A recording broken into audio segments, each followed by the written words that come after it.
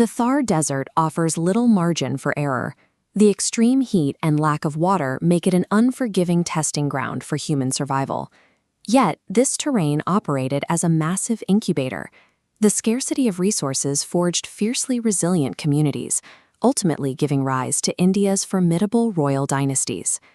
As Rajput lineages like the Chauhans, Rathores, and Guhils carved out their territories, they developed a distinct architectural obsession.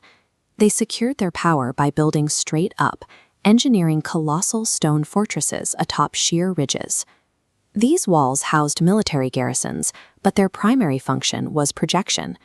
Dominating the skyline, a structure like Maharanagarh physically loomed over the population, serving as a permanent, immovable assertion of a king's absolute sovereignty.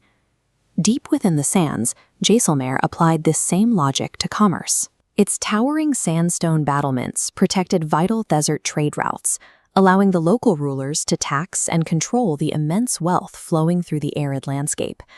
To maintain authority in a region this severe, a kingdom had to mirror its environment. Political survival required leaders to be as unyielding as the rock they quarried. The sprawling complex of Chittorgarh stands as the ultimate physical manifestation of this Rajput ideology. The ground here absorbed multiple devastating sieges. The fort is revered across the state because its inhabitants repeatedly chose annihilation over the indignity of surrender. Further south, rulers utilized the sharp ridges of the Aravalli Hills to construct Kumbhalgarh.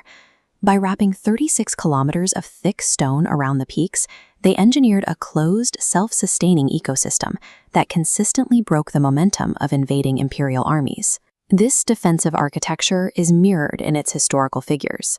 Maharana Pratap famously abandoned the comforts of his palaces to wage decades of guerrilla warfare from these mountains, prioritizing self-rule over imperial wealth.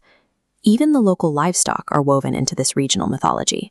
Pratap's horse, Chetak, is celebrated in regional folklore for carrying his severely wounded rider out of the battlefield before collapsing. The military strategy of the era was inextricably tied to personal honor. Rulers accepted the loss of physical territory, provided their dignity remained intact. However, while these massive bastions secured the borders of the state, they offered no daily shelter to the millions of commoners working the harsh sands outside the gates. Out in the scattered, unprotected rural settlements, holding off an empire was irrelevant. Villagers needed protection from immediate threats: famine, cattle theft, and local violence. As this diagram illustrates, while the Maharajas occupied a narrow peak of political power, the immense rural population at the base survived by generating their own local heroes, known as Lok Devtas. These were not divine gods from ancient texts. They were ordinary men elevated by their communities because they sacrificed their lives defending local livestock or protecting the vulnerable. They provided a strict moral code for a decentralized society operating far beyond the reach of royal courts. Veer Tejaji remains one of the most prominent examples. According to regional tradition, he willingly died to honor a promise made to a serpent. Today, working-class communities treat his legend as a living standard for personal integrity. Other figures like Gogaji achieved similar status. Because peasant communities lacked the resources to build stone monuments, they preserved these biographies entirely through spoken verse and community rituals.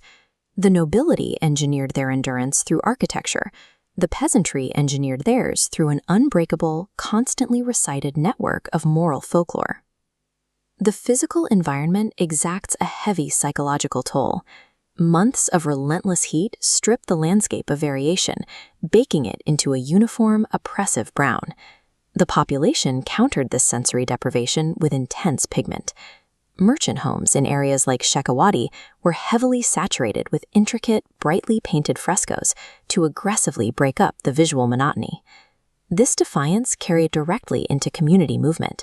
In the Ghumar dance, village women trace sweeping, synchronized circles in heavily dyed textiles, generating motion and color in a static environment. By contrast, the nomadic Kalbelia tribes developed a completely different rhythm. Their highly flexible, high-energy dance mimics the movement of serpents, driven by rapid, aggressive percussion. To disseminate the stories to an illiterate public, artisans utilized Kathputli.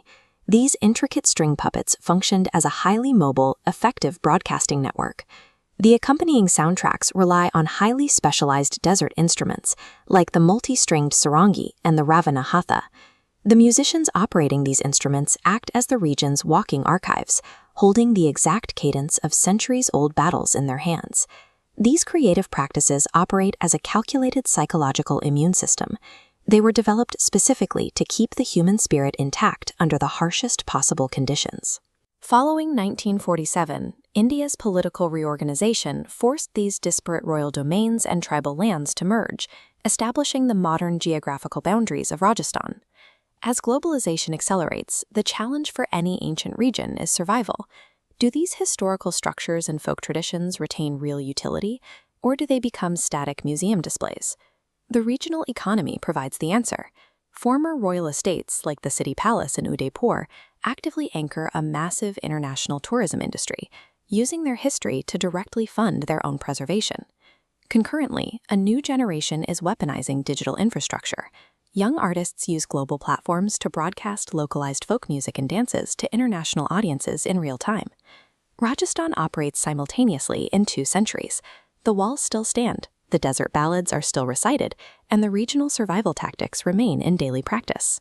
Know the heritage, save the culture, and pass it on to the next generation.